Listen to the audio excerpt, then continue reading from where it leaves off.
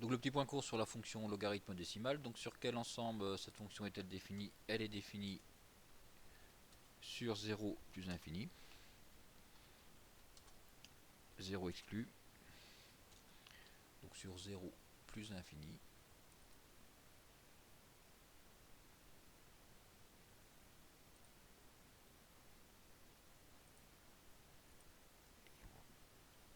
Quelle est son sens de variation? Elle est toujours croissante. Elle est strictement croissante.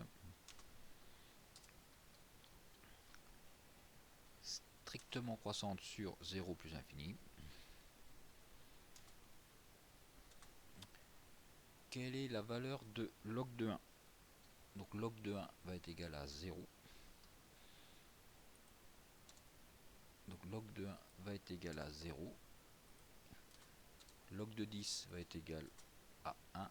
Log de 100 va être égal à 2. Et log de 10 à la puissance x va être égal à x. Sans utiliser la calculatrice, encadré par deux entiers consécutifs. Alors 12 c'est un nombre qui est compris entre 10 et 100. Donc log de 12 va être compris entre 1 et 2. 15, c'est un nombre qui est compris entre 10 et 100. Donc log de 15 va être compris entre 1 et 2. Log de 15 entre 1 et 2.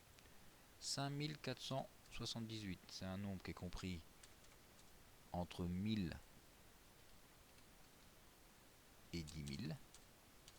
Donc log de 5478 va être compris entre 3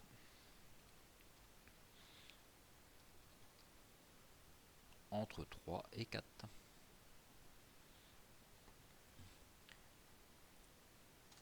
Log de 0,2, donc 0,2 c'est un nombre qui va être compris entre 0,1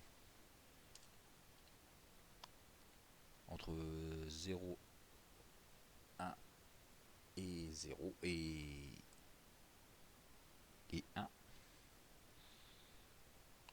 Donc log de 0,1 va être compris entre moins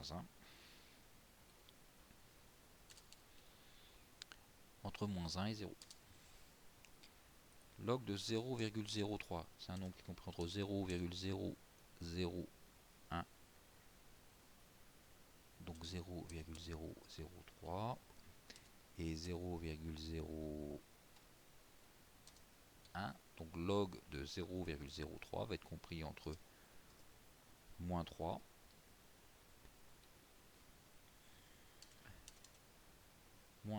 et moins 2. Entre moins 3 et moins 2. Résolution de quelques équations.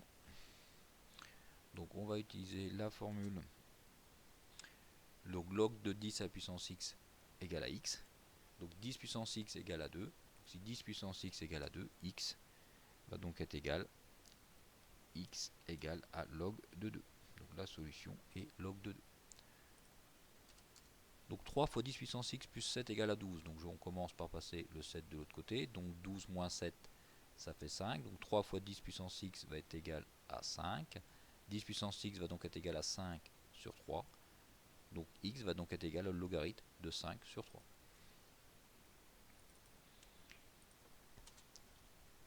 On a dit.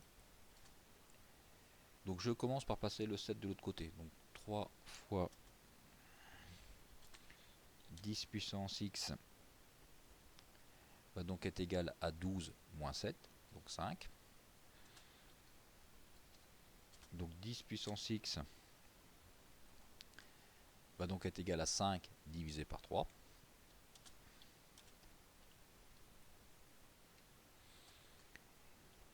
Donc 10 puissance x égale à 5 divisé par 3. X va donc être égal au logarithme de 5 divisé par 3.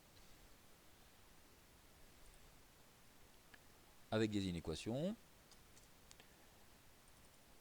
Donc je vais commencer par passer le 8 de l'autre côté. Donc 12 moins 8, 4. Donc 5 fois 10 puissance x va être supérieur à 4.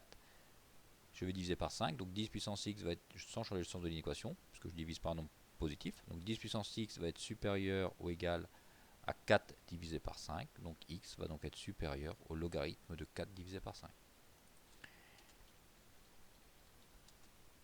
Donc 5 multiplié par 10 puissance x va être supérieur ou égal à 12 moins 8, donc 12 moins 8, 4. Je divise par 5 sans changer le sens de l'inéquation, car je divise par un nombre qui est positif, va donc être supérieur à 4 divisé par 5. On en déduit que x va être supérieur ou égal au logarithme de 4 divisé par 5.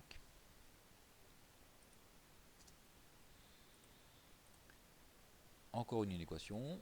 Donc on va commencer par passer le 1 de l'autre côté. Donc 1 moins 1 moins 2. Donc moins 2 multiplié par 10 puissance x va être supérieur à moins 2. On va diviser par moins 2. Donc 10x, attention, là on va changer le sens de l'inéquation parce que je divise par un nombre négatif. Va donc être inférieur à moins 2 divisé par moins 2. Il va me rester 1. Donc x va être inférieur à log de 1, soit 0. Donc moins 2 multiplié par 10 à la puissance x va être supérieur ou égal à moins 1, moins 1, moins 2. 10 à la puissance x, je vais diviser par moins 2. Comme je divise par un nombre négatif, je change le sens de l'inéquation. Donc moins 2 divisé par moins 2, 1. X va donc être inférieur ou égal à log de 1. Log de 1, c'est 0.